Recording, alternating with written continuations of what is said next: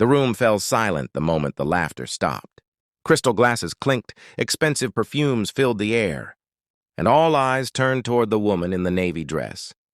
Ava Richardson, CEO of Richardson Global Technologies, standing frozen with red wine dripping down her sleeve. Across the marble table, Clara Whitmore, the eldest daughter of the billionaire Whitmore family, smirked. "Oh, I'm so sorry, Miss Richardson," she said, her voice sugar-coated with sarcasm. "Didn't realize red wine doesn't blend well with navy." The laughter returned, soft, condescending, poisonous. Ava smiled, small, controlled, unreadable.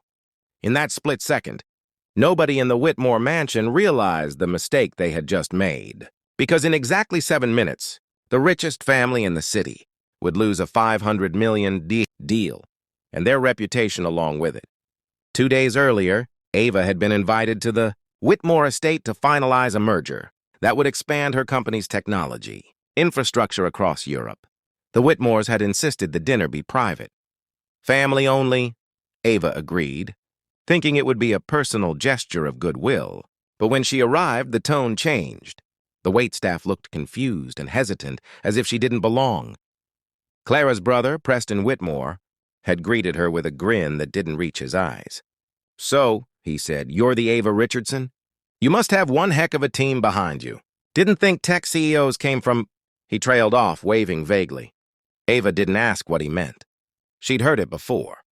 Dinner began, conversation disguised as interrogation. "How'd you learn all this business stuff? Do you ever get mistaken for someone's assistant?" And finally, Clara's wine, accident. Ava calmly excused herself, walked to the washroom, and looked in the mirror. Her reflection didn't show humiliation, only fire. She'd built Richardson Global from nothing. The company employed 6,000 people across 12 countries. And yet, here she was, reduced to a joke at a table of people who needed her more than she needed them. She took a deep breath. "Not tonight," she whispered. "Not anymore." Back at the table, the Whitmores were still laughing when Ava returned, composed, regal, unbroken. "If you're still watching," she said with a smile toward the camera that wasn't there. "Like, subscribe, and turn on post notifications, 'cause this one's about to get deep." Then she placed her glass down gently and said, "Mr. Whitmore, I've thought it over. I won't be moving forward with the merger." The room went dead quiet. Preston laughed awkwardly. "Excuse me?" Ava tilted her head. "You heard me," Clara scoffed. "You can't walk away from $500 million. "Oh, you misunderstand," Ava said softly. "You're the ones losing $500 million.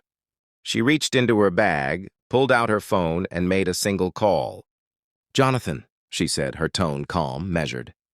"Pull the Richardson-Whitmore deal immediately. Send a statement to the press. Mention the reason as ethical misalignment." She hung up before they could speak.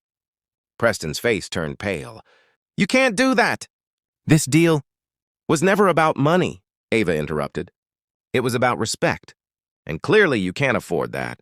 Word spread faster than wildfire.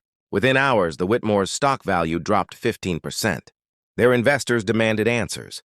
Journalists gathered outside the mansion, asking why Ava Richardson, one of Forbes's top 10 most influential women in business, had publicly withdrawn from their partnership.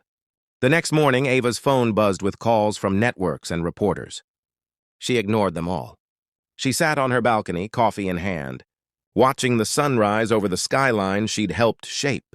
People had underestimated her before, because she was a woman, because she was black, because she was too calm when they expected anger. But power didn't always need to shout. Sometimes it just needed to walk away. That evening, a headline dominated the news. "Ava Richardson pulls $500 million. Deal over racial disrespect. Whitmore empire in crisis." And somewhere in their grand mansion, the Whitmores stared at the TV, realizing too late that the woman they mocked at dinner had just changed their world. With one decision, Ava smiled when she saw the headline. Her assistant texted, "You good?" She replied with 3 words. "Perfectly poetic justice."